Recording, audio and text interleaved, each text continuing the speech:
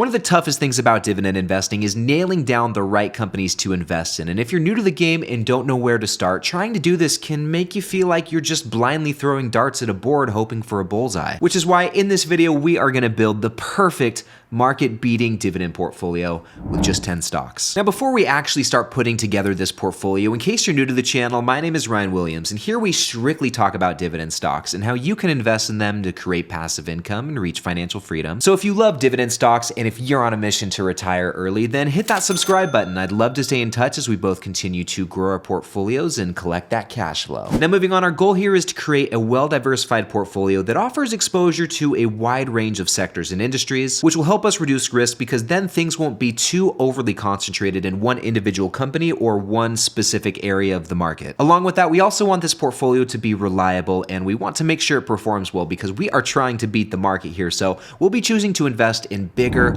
blue chip companies that are more recognizable and for the most part have a history of outperforming the market. And because this is a dividend portfolio, we're looking to invest in companies that have a track record of making consistent dividend payments, which they're increasing every year. And many of these blue chip companies offer that. So it makes it pretty easy. Now in this portfolio, we're going to assume an initial $1,000 investment with $100 going into each individual stock. And first we're going to take a look at the consumer staples sector, which is one of my favorite sectors to invest in. Some of the companies that make up the consumer staples sector are ones like Procter & Gamble, Coca-Cola, Pepsi, Kroger, and the Hershey Company. And as the name of the sector suggests, these companies build their business around products that are not very cyclical in nature, so they're pretty much always in demand, making this a pretty stable and reliable sector to invest in. And while I think all of these companies are great to own, I mean, I personally have Procter & Gamble and Coca-Cola. For our portfolio here, we'll choose to invest in Pepsi, who, in addition to their namesake cola, owns some other very popular beverages like Mountain Dew, Sierra Mist, Gatorade, and Tropicana. And interestingly enough, a lot of people actually don't know this about Pepsi, but they also own some of the world's most popular snack brands like Lay's, Doritos, Cheetos, Ruffles, and a whole lot more. Pepsi is just a behemoth. Anyway, in addition to Pepsi, we're also going to invest in Kroger, which is one of the leading grocery store chains here in the United States with over 2,700 stores across the country, and they operate under several banners like Fred Meyer, which is popular up in Oregon, Ralph's in Southern California, and Smith's here where I am in Las Vegas. Now, still in the realm of consumers, we're going to jump over to the discretionary sector, which is comprised of companies like McDonald's, Starbucks, Lowe's, and Home Depot, which are all fantastic companies, but are a bit more cyclical than those that we would find in the consumer staples sector. So we're likely to see more ups and downs with these companies just depending on what's happening in the market. Now, I really don't think you can go wrong with any of these companies, but historically, Lowe's has been the best performer and its dividend stats are seriously top notch. While the yield isn't the highest, they've been growing this dividend by about 20% on average every year for the last 5 years, and in general have been consistently growing the dividend for almost 6 straight decades, which makes them a dividend king. In general, there's a lot to love about Lowe's, so that's what we're going to go with in our portfolio here. Next up, we'll take a look at the technology sector where there are two very dominant companies that come to mind, and those are, you guessed it, Apple and Microsoft. Now, once again, I really don't think you can go wrong either way here because both of these companies have just obliterated the market these last 10 years, both with 4-figure returns. And I know many investors like to have either one or both of these companies in their portfolio, but for our purposes here, we're going to rock with Apple because I'm an Apple guy and that's what I have in my portfolio. Now, next up, we're going to take a look at the industrial sector, which is a really fun one because just within this sector, there are so many ways to diversify because it's made up of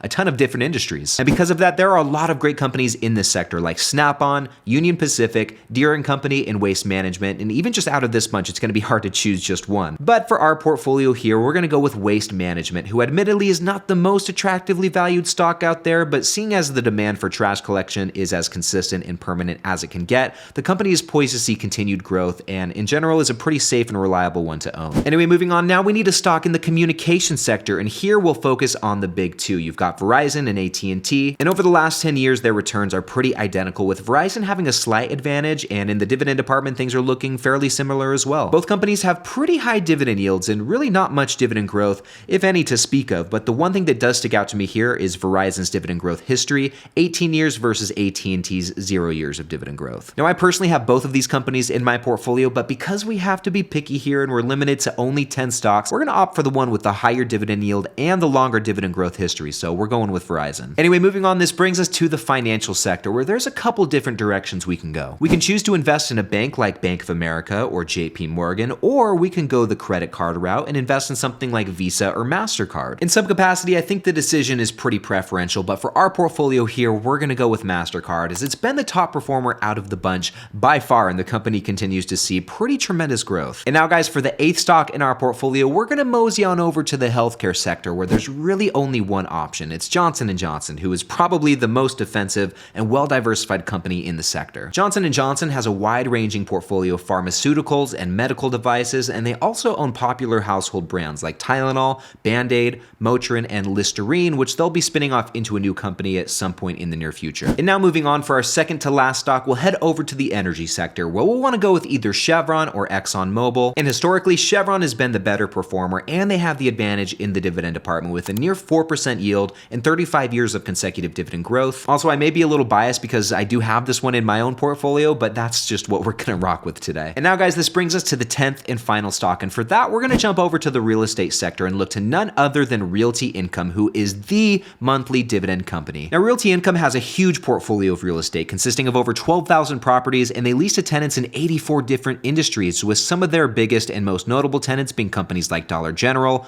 Walgreens, 7-Eleven, FedEx, Walmart, Home Depot, and Kroger, so obviously very diverse. Now, like I mentioned a moment ago, Realty Income is the monthly dividend company, so they pay a dividend every single month, but their dividend stats in general are pretty top-notch. As you can see, they have a really nice and high dividend yield sitting right at about 5%. They've been growing this thing for the last 26 years, so they've got it down to a science. And owning Realty Income is almost like a rite of passage for dividend investors. I think you'd be hard-pressed to find a dividend investor who doesn't have this in their portfolio. And with the addition of Realty Income, we now have our full portfolio right here, all 10 stocks. And over here, we can see that this portfolio is yielding 2.86%. It has a pretty nice 5-year dividend growth rate, 9.43%. And out of all 10 stocks in this portfolio, the average dividend growth history is 30 years, which is really nice. And like I said earlier in the video, guys, this portfolio of dividend stocks has generated market-beating returns. And if you would have invested in this portfolio, just these 10 stocks over the last 10 years, you would have crushed the S&P 500 by quite a bit. So here, guys, over on the portfolio visualizer, which will let us do a back test to see how this portfolio would have performed, we're looking at the time period between January 2013 and February of this year. And here you can see we've got our 10 portfolio stocks right here divvied up equally, 10% in each one. And if you would have invested $1,000 in this portfolio back in January 2013, and from there invested $100 every single week, your final balance would be $107,606, which would have crushed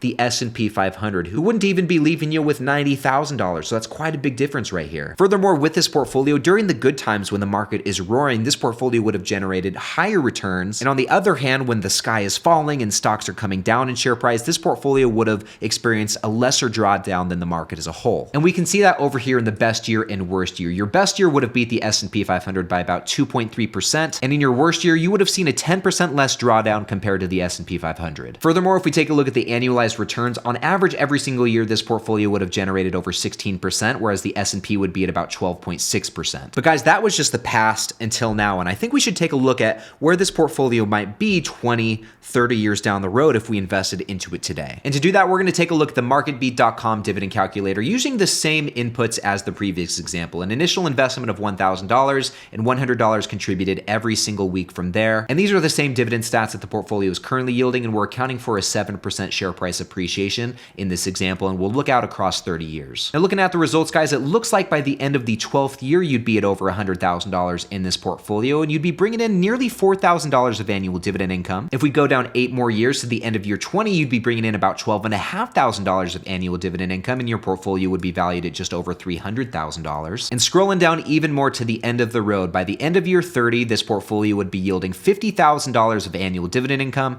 and it would be valued at just over $1 million. And like I was saying throughout the video, guys, I actually have a lot of the stocks that we talked about in my own portfolio. I have Chevron, Realty Income, Johnson & Johnson, Verizon, Apple, and Lowe's. And in this next video, I'm going to show you how I've been able to beat the market by owning these stocks, and also show you exactly how much money I've made with dividend investing since I started about 3 years ago. It's honestly a lot more than I ever thought I would make, and I'm really excited to tell you about it. So click right over here to check it out, and I'll see you in the next one.